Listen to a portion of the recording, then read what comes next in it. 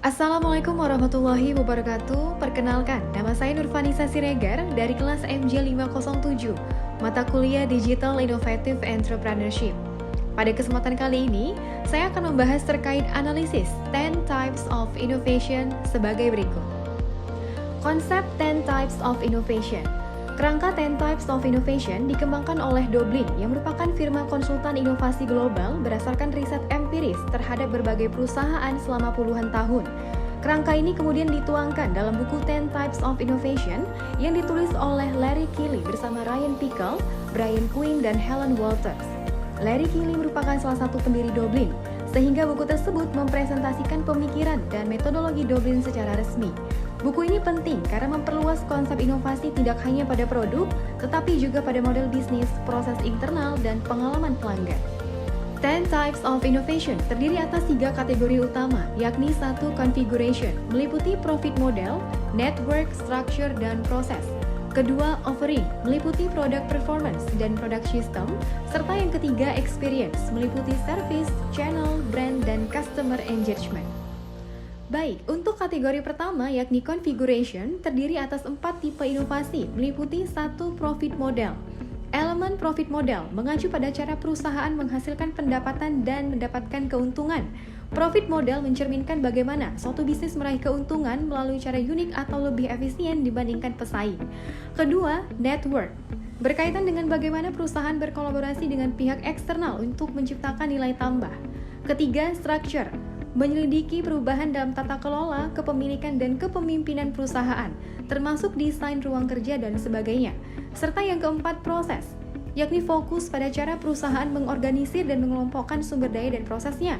Apakah ada inovasi dalam proses yang menghasilkan keunggulan operasional, seperti pengurangan biaya atau peningkatan efisiensi. Kategori kedua ialah offering. Meliputi product performance, yakni berkaitan dengan bagaimana produk atau layanan dapat diubah untuk memperbaiki kinerjanya. Yang kedua, product system, yakni terkait dengan cara perusahaan merancang, membangun, dan mengelola operasionalnya. Dan untuk kategori ketiga, ialah experience, meliputi 1. Service, berfokus pada inovasi dalam cara perusahaan menyediakan layanan kepada pelanggan. Contoh, apakah ada inovasi dalam proses transaksi yang membuatnya lebih efisien dan menyenangkan bagi pelanggan? Kedua, channel, menyelidiki bagaimana produk atau layanan didistribusikan dan diakses oleh pelanggan. Ketiga, brand, menyelidiki cara perusahaan membangun citra merek dan pengalamannya di mata pelanggan.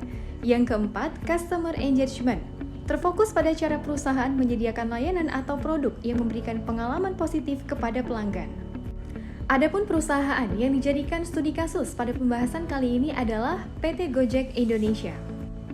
Gojek merupakan salah satu studi kasus yang paling tepat untuk analisis 10 Types of Innovation karena Gojek menerapkan hampir seluruh tipe inovasi Doblin secara nyata. Gojek tidak hanya berinovasi pada produk digital, tetapi juga pada model bisnis, ekosistem mitra, proses operasional, serta pengalaman pengguna. Hal ini membuat Gojek sangat relevan dalam konteks kewirausahaan digital di Indonesia.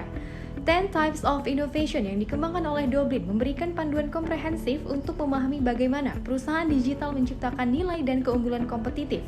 Dalam konteks ini, Gojek dipilih sebagai salah satu studi kasus karena kemampuannya membangun ekosistem digital yang terintegrasi. 1. Configuration pada Gojek. Inovasi pada kategori configuration berfokus pada bagaimana Gojek merancang model bisnis dan mengatur sumber daya untuk mendukung skalabilitas dan keberlanjutan. Tipe inovasi yang pertama ialah profit model. Gojek memperoleh pendapatan dari komisi layanan, biaya transaksi digital, serta kerjasama komersial dengan mitra. Diversifikasi ini memperkuat stabilitas pendapatan perusahaan. Yang kedua, network. Ekosistem Gojek melibatkan jutaan mitra driver dan UMKM. Network innovation ini menciptakan nilai bersama dan memperkuat posisi Gojek sebagai platform super app. 3. Structure. Gojek menerapkan struktur organisasi berbasis produk dan teknologi yang memungkinkan pengambilan keputusan cepat dan inovasi berkelanjutan. 4. Proses. Inovasi proses Gojek terlihat pada penggunaan algoritma untuk mencocokkan permintaan dan penawaran secara real time, sehingga meningkatkan efisiensi dan kepuasan pengguna. Kategori kedua ialah offering pada Gojek. Gojek menawarkan berbagai layanan dengan kinerja tinggi dan mengintegrasikannya dalam satu aplikasi yang mudah digunakan.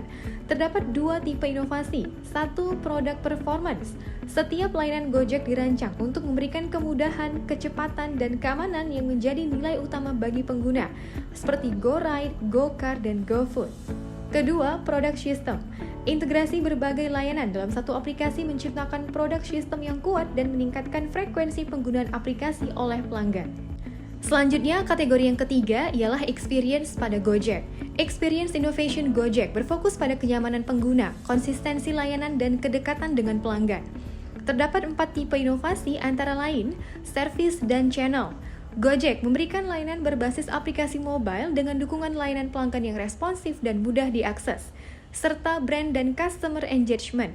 Brand Gojek dikenal sebagai perusahaan teknologi lokal yang inovatif. Program promosi dan loyalitas meningkatkan keterlibatan pelanggan.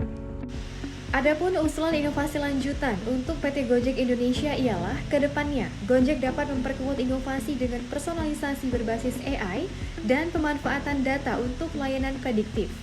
Penerapan 10 Types of Innovation menjadikan Gojek sebagai contoh kuat perusahaan digital yang mampu menciptakan keunggulan kompetitif melalui inovasi terintegrasi. Baiklah, demikian yang dapat disampaikan pada pembahasan materi kali ini. Semoga bermanfaat dan terima kasih. Wassalamualaikum warahmatullahi wabarakatuh.